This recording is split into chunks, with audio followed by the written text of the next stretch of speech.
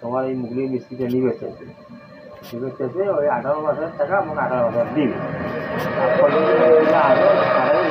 নিয়েছে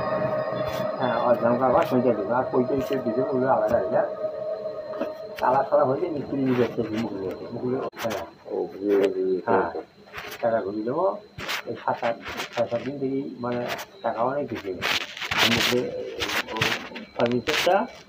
আনলি নেওয়ার জন্য